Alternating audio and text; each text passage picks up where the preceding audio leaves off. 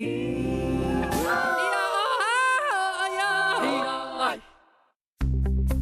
U.S. President Donald Trump's tariffs now in effect, Taiwan's businesses brace for impact.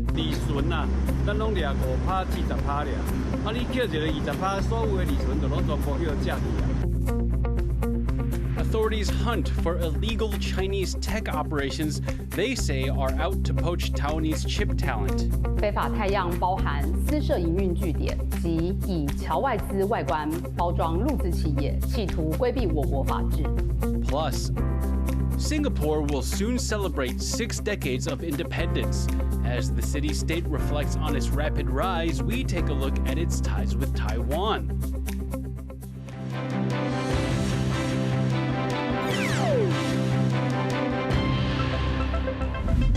A warm welcome to TaiwanPlus News. I'm Liao.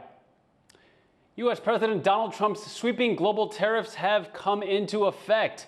With a 20% tariff levy on most Taiwanese goods entering the U.S., businesses here, from autos to agriculture, are finding themselves in a bind. The world is officially in a new age of trade. U.S. President Donald Trump's sweeping tariffs on dozens of countries took effect on Wednesday. Taiwan was hit with a 20% tariff on most of its goods. That import tax will have consequences on local businesses. The cabinet says it expects at least 42,000 people to either face pay cuts or lose their jobs because of the tariffs. While Taiwan's tariff rate is less than the 32% first announced back in April, it still got higher than other countries in the region, like South Korea and Japan, which got 15%.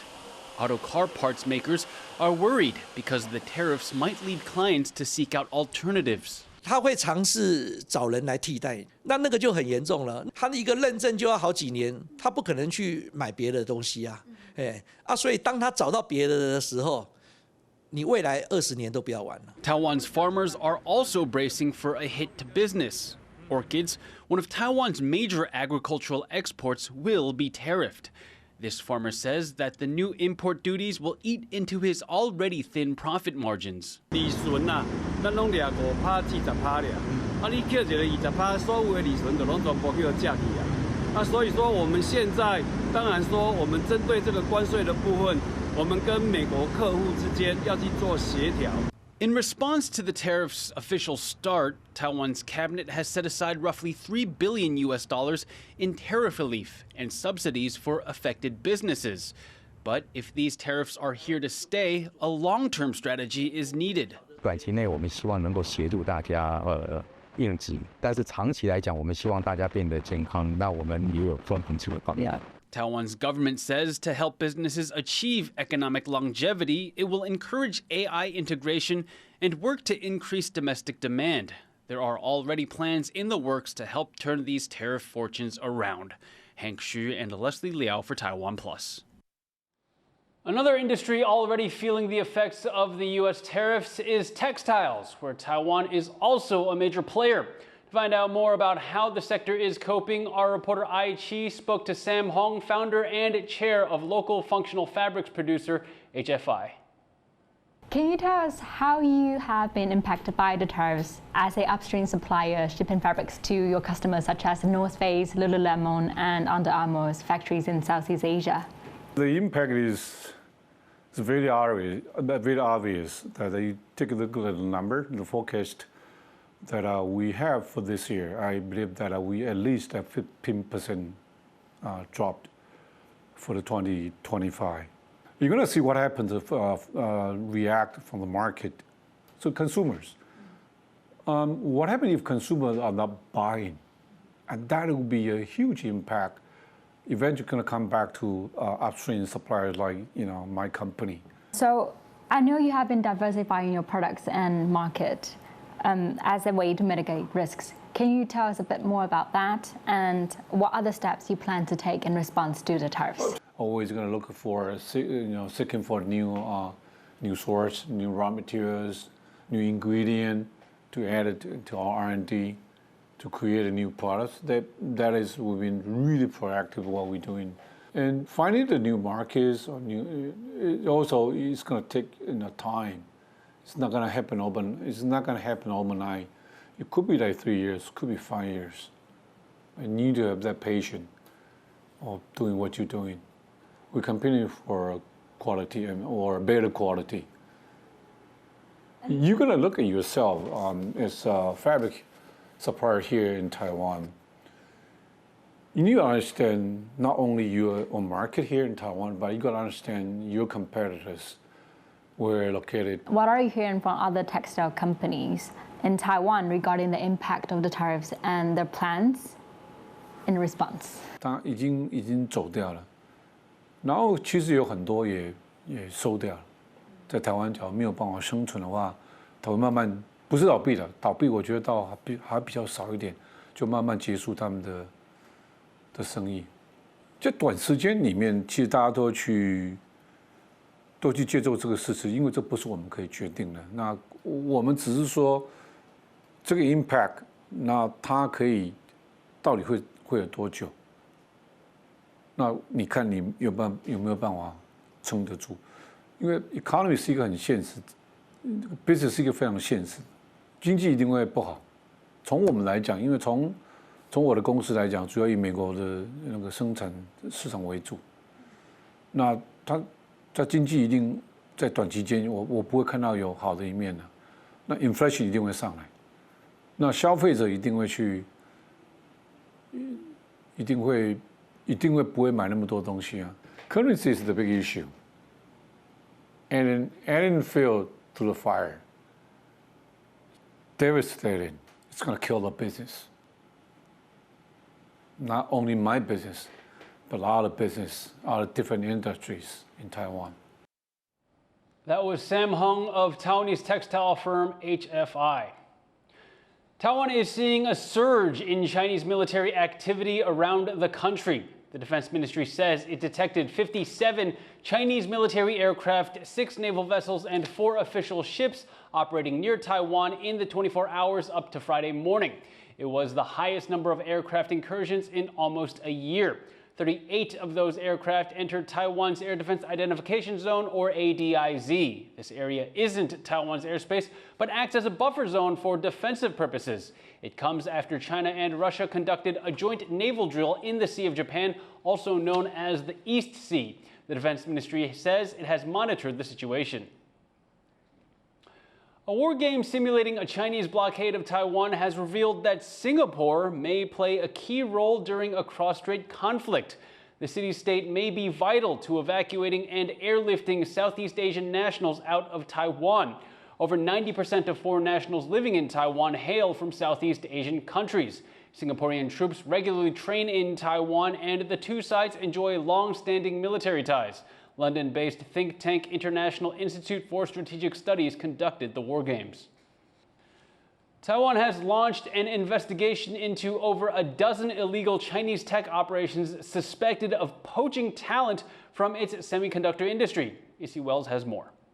16 Chinese companies, 70 locations searched, and 120 people questioned over the last 3 weeks. It's part of coordinated raids on suspected illegal Chinese tech operations accused of poaching chip talent here in Taiwan.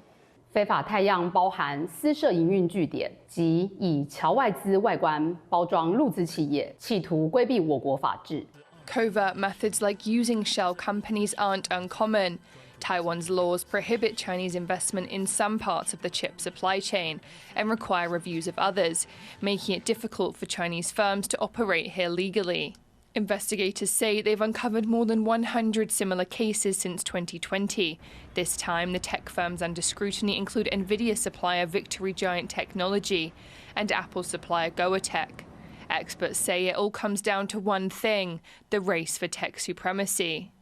So there would be talent, technology, and so many industrial know-hows contained within this ecosystem. The most important thing is they want to get more secret how Taiwan can be successful and how Taiwan can keep doing the innovations in this ecosystem. And they want to get as much as they can. And in recent years, as Taiwan's chip industry continues to grow in international importance, the value and risks surrounding those tech secrets have never been higher. Investigators say they will continue to crack down on these kinds of illegal operations to safeguard Taiwan's chip industry. But as the US-China rivalry rages on, tech talent here remains a coveted prize and a likely target. Chris Martin is URs for TaiwanPlus. Intel CEO Lip Butan has responded to calls from U.S. President Donald Trump to resign, saying accusations about his past business ties are based on misinformation. In a letter to Intel employees, Tan stressed that he has always acted within the highest legal and ethical standards and is actively working with the U.S. government to address concerns. This comes after Trump accused Tan of being highly conflicted in a social media post, adding that the only solution was for Tan to resign. The controversy erupted after Republican Senator Tom Cotton questioned Tan's links to Chinese tech firms and its government earlier this week. Taiwan will not be invited to this year's Pacific Islands Forum, allegedly due to pressure from China. That decision was announced by the Solomon Islands, the host of the forum, in September. It also said that other donor countries, including the U.S. and China, would be excluded as well. The Solomons switched diplomatic ties from Taiwan to China in 2019. Taiwan's foreign ministry says it had been attending the forum since 1993 and urged it to keep its existing mechanisms. Singapore will soon be marking 60 years of independence, a major milestone for the city-state. As the country reflects on its rapid rise and looks ahead to its future, our reporter Isabel Wong went there to take a closer look at its ties with Taiwan. Flags and festive signs line the streets of Singapore, just days before its 60th anniversary. The city-state, once a strong ally of the Republic of China, Taiwan's official name.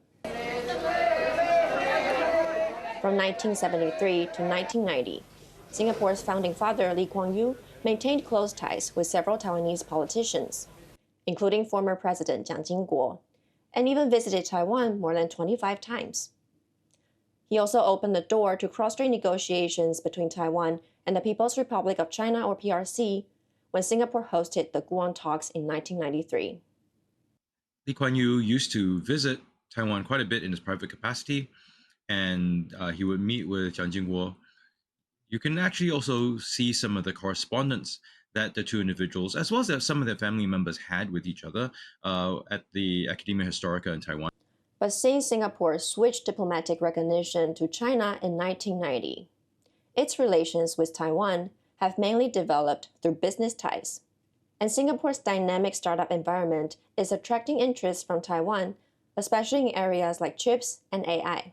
Yeah, especially I think in Taiwan, of course we are the best in semiconductor, and we have a lot of hardware talent.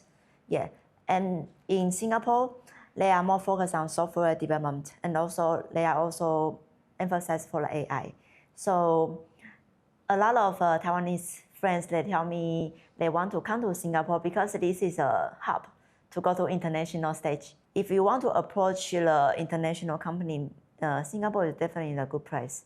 And these business exchanges are a two-way street, with Singapore startups also looking towards Taiwan. We will bring a few of our startups to go to Taiwan, Kaohsiung, or Taipei, and to open some doors opportunity for Singapore startup.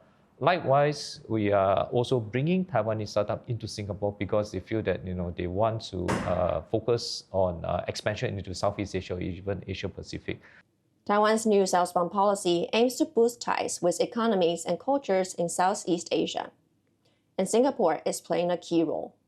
As a major financial and logistics hub, it's become central to that policy, with Taiwan's government investing more on education exchanges and collaborations on semiconductor supply chains. As Singapore turns 60, its long-standing connections with Taiwan reflect how a partnership can be resilient in a region that is evolving. Howard Zhang, Andy Xue, Isabel Wang in Singapore for TaiwanPlus. Coming up after the break, we take a closer look at Taiwan's dream of becoming a leader in the drone industry.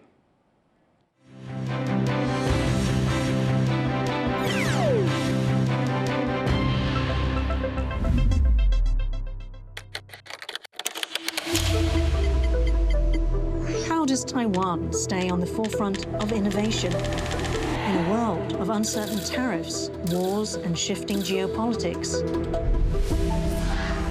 Get answers and more. From award-winning programs to exclusive Mandarin dramas. Download the TaiwanPlus app to any device today. No ads, no bias, just facts. TaiwanPlus. For more stories from Taiwan and Osaka, download the TaiwanPlus app.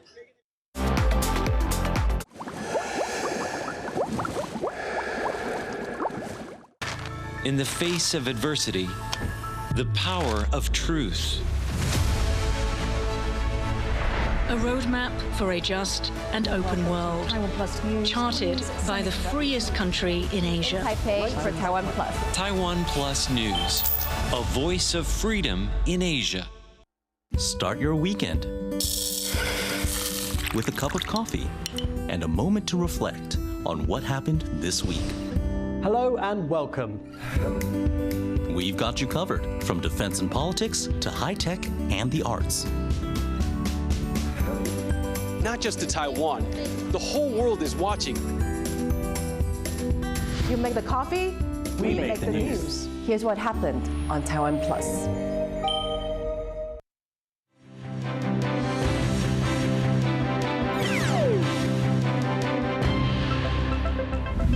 Welcome back. You're watching TaiwanPlus News. Government officials and scholars gathered on Friday to celebrate the anniversary of a think tank that's been key to the development of Taiwan's new Southbound policy and to discuss policy adjustments as the region faces growing threats. Cadence Quaranto reports. Amid a rapidly changing Indo-Pacific security landscape, Taiwan's Vice President Bi Kim-hsiao emphasizes the importance of Taiwan's new Southbound policy, a strategy focused on deepening ties with neighbors in South and Southeast Asia. 当前全球局势高度不确定之下，西南向国家对台湾的意义，不只是在传统的经贸关系，更成为我们拓展国际空间、深化价值，成为同时强化战略韧性的重要支点。 The policy, launched in 2016, aims to foster closer relationships with countries in South and Southeast Asia and reduce Taiwan's reliance on China amid heightened cross-strait tensions and China's increasing efforts to isolate Taiwan from the international community. The policy has seen some success, helping to deepen Taiwan's trade, educational, and cultural ties with countries across the region. But at a forum to celebrate the 7-year anniversary of the Taiwan-Asia Exchange Foundation, a think tank key to the new Southbound policy's development, government officials also emphasized the need for that policy to continue to adapt. In particular, to focus more on deepening cooperation on security issues. 最关键的因素就是我刚刚所讲的，印太区域所有国家，包括台湾、包括印度、包括我们南边的菲律宾，甚至南海周遭的几个重要的国家，甚至日本。 我们共同面对的威胁非常清楚，就是中国。很清楚的认定，只有在国际合作，只有在强化安全韧性的合作，才有办法维护印太区域的和平稳定。 Lin also emphasized the need for an overarching Indo-Pacific strategy to guide Taiwan's efforts in the region. He said he's worried not just about China, but also about growing collaboration between China, Russia, and Iran, and their desire to project influence in the region, making cooperation between Taiwan and its neighbors all the more important.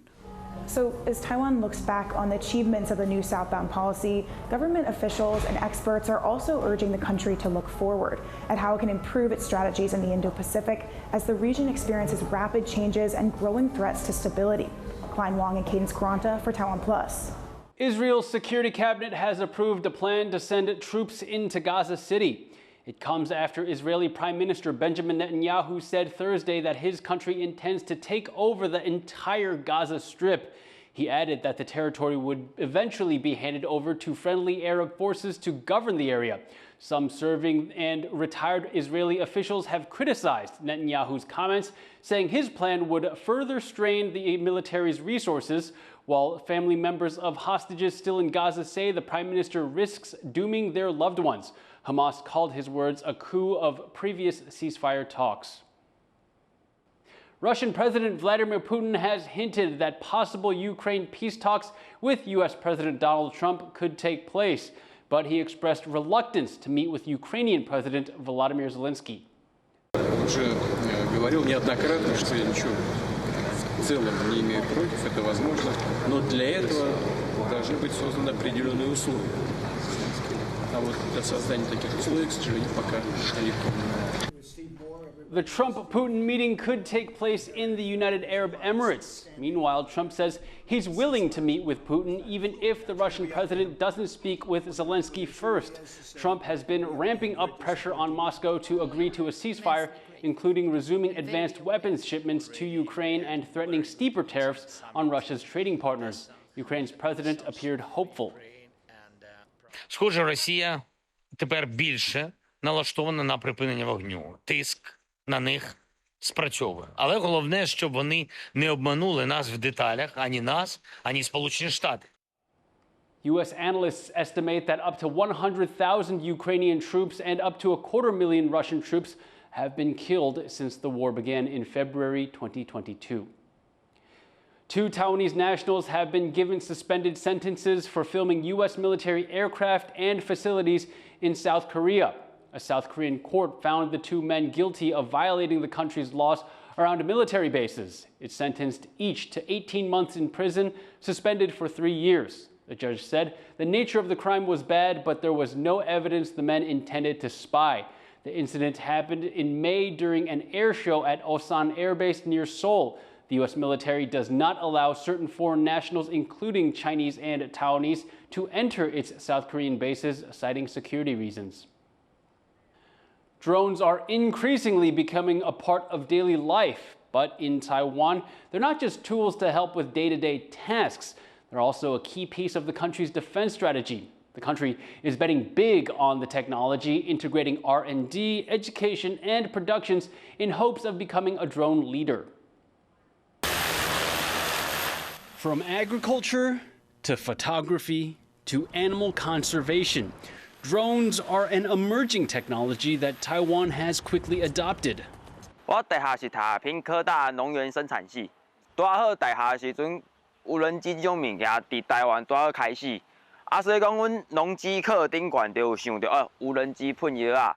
The country is moving quickly to build its own domestic drone industry, encompassing everything from education, R&D, and production.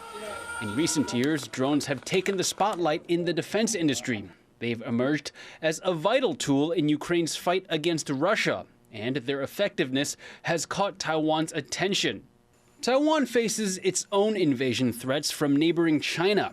Beijing claims Taiwan as part of its territory and has not ruled out taking the island nation by force. Facing this threat, Taiwan has taken a page out of Ukraine's playbook, adopting drone tech as a key part of its defense strategy. But that strategy right now depends on one crucial factor: talent. How will Taiwan harness the power of drones if there's no one to build or develop them? That's where the country's schools are stepping in. At National Formosa University in western Taiwan, the Aeronautical Engineering Department is housing a budding drone program. Students here are given hands-on experience before they go out into the job market. 大学会去选修无人机，是因为之前就有摸过类似的飞机。 然后也有兴趣这样，所以才去选修这堂课。毕业后就觉得东西好像还不够这样子，所以才决定来虎尾这边读，继续深造这样。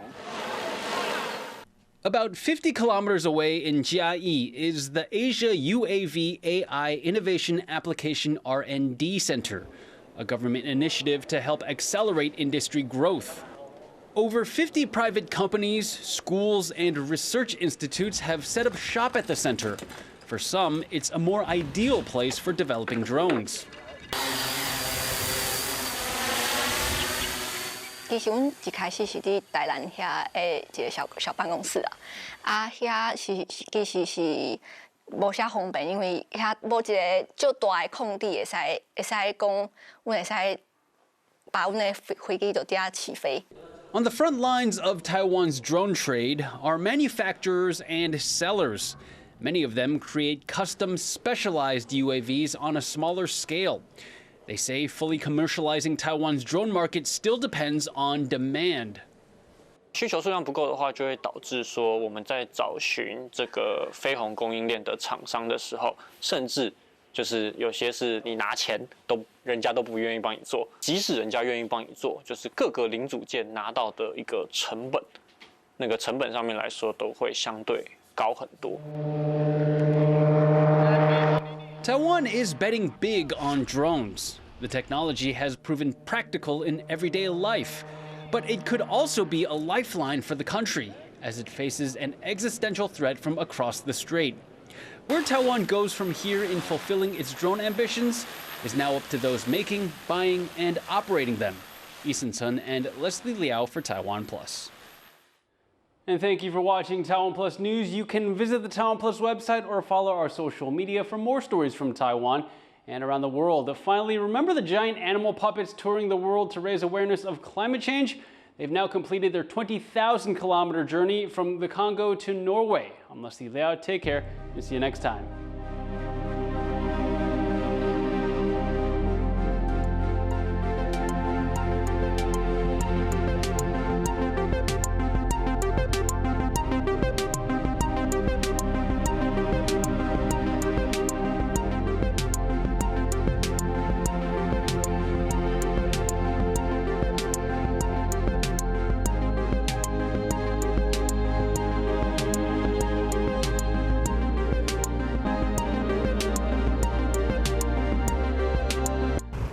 I'm Tiffany Wong in Kuala Lumpur, and you're watching Taiwan Plus.